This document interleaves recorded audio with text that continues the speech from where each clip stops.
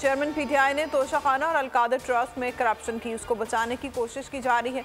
नवाज शरीफ की लंदन में गुफ्तगू, कहा इस बंदे ने पाकिस्तान को तबाह किया, नौजवानों को गुंडागर्दी सिखाई, दस्तूर की बार बार खिलाफ वर्जी की, धरनों और एहतजाजी मुजाहरों के सिवा कुछ नहीं किया। इक़्तिदार में आकर इसने कोई कसर नहीं छोड़ी। अमरीका जाकर कहा कि मैं नवाज शरीफ के जेल में कमरे से पंखा और एसी सब कुछ उतरवा दूंगा। तोशा खाना मुकदमा वाज़े तौर पर चोरी का मुकदमा है। इस केस का फैसला जल्दी में नहीं हुआ। केस अदालत में 11 माह चला। रहनुमा नून लीग अता तारड़ की प्रेस कॉन्फ्रेंस, कहा तहाइफ की फरोख्त से हासिल करदा रकम को छुपाया गया। इंसान वो चीज़ छुपाता है जहाँ कुछ ना कुछ गलत किया गया हो।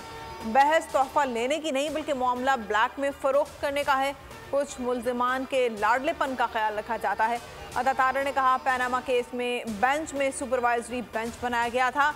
सब ने देखा कि सुपरवाइजरी जज ने क्या किरदार अदा किया। जुलाई में होने वाली नैब तरमीम मशकूक हैं। 3 जुलाई को की गई नैब तरमीम कानून से मुतसादिम। पूछताछ के लिए बुलाए गए बंदे को जेल में कैसे डाला जा सकता है। चीफ जस्टिस उमर अता बंदियाल ने नैब तरमीम को मशकूक करार दे दिया। सख्त रिमार्क्स दिए। नैब कानून 2001 तक ड्रैकोनियन था। जस्टिस अतर मिनल्ला ने करार दिया नैब कानून की तशरीह अदालती फैसलों और आइन के तनाजुर में ही हो सकती है। हाई कोर्ट का हुक्म 3 जुलाई की तरमीम से पहले का है। बड़ी अदालत ने गिरफ्तारी से कबल मुल्जिम को आगाह करने के हुक्म के खिलाफ नैब की अपील खारिज कर दी। रिमार्क्स दिए जावेद लतीफ़ का मुकदमा इंक्वायरी की सतह पर था जिसमें गिरफ्तारी नहीं हो सकती। सिंध हाई कोर्ट ने लापता अफराद की बाजियाबी के लिए JIT बनाने का हुक्म दे दिया। सेक्रेटरी दाखिला IG सिंध को नोटिस जारी करते हुए JIT का नोटिफिकेशन जारी करने की हिदायत कर दी। शहरियों को लापता करने के मुकदमात की समाअत के दौरान अहले खाना की दुहाइयाँ। अदालत ने पेशरफ्त रिपोर्ट तलब कर ली। सरकारी वकील काबिल जिक्र वजाहत न कर सके। सदर मुमलिकत का चीफ इलेक्शन कमिश्नर को खत। सदर ने मुलाकात की दावत दे दी। लिखा वज़ीर-ए-आज़म के मशवरे पर कौमी असम्बली को तहलील किया। 90 रोज़ में इलेक्शन की तारीख देने का पाबंद हूँ। चीफ इलेक्शन कमिश्नर को मुलाकात के लिए मदऊ किया जाता है ताकि तारीख तय की जा सके। सदर का खत इलेक्शन कमीशन को मौसूल हो गया। जायजा इजलास तलब। सदर से मुलाकात के आईनी और कानूनी पहलुओं का जायजा लिया जाएगा।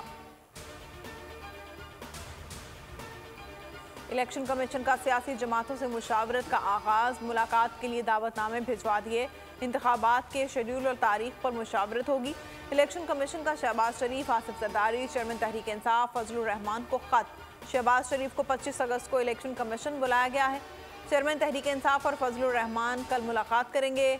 आसिफ जरदारी से मुशावरत 29 अगस्त को होगी।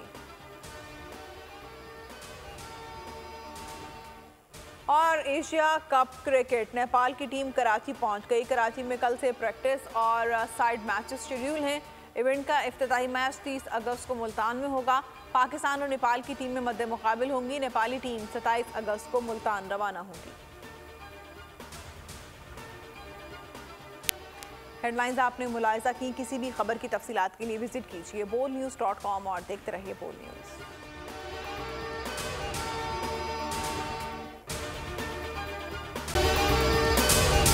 अगर आपको ये वीडियो पसंद आई है तो हमारे चैनल को सब्सक्राइब करें और बेल आइकन को प्रेस करें। आप लोग इस मुल्क पाकिस्तान में आजाद हैं। सहाफती उसूलों पर कारबंद। बोल न्यूज ने रखी रिवायत बरकरार। बोल न्यूज की जानिब से देखने वालों को यौम आजादी की बेहद मुबारकबाद। मुल्क भर से जश्न आजादी की तकरीबात बोल ने दिखाई अपनी स्क्रीन पर। पाकिस्तान के 76वें यौम आजादी का जश्न। बोल ने सुनाई पाकिस्तान जिंदाबाद के नारों की गूंज। बोल की सबसे बड़ी ट्रांसमिशन में पाकिस्तान का नाम रोशन करने वालों ने दिए कौम को पैगामात। बेपनाह मुश्किलात का सामना करके इस मुल्क को हासिल किया। आज़ाद कौमों को बहुत सी कुर्बानियाँ देनी पड़ती हैं। 76 वारियों में आज़ादी का दिन जोश खरोश के साथ मना। क्योंकि जिंदाबाद पाकिस्तान ये है बोल की पहचान। सब्सक्राइब करें और बेल दबाएं ताकि कोई खबर रह न जाए।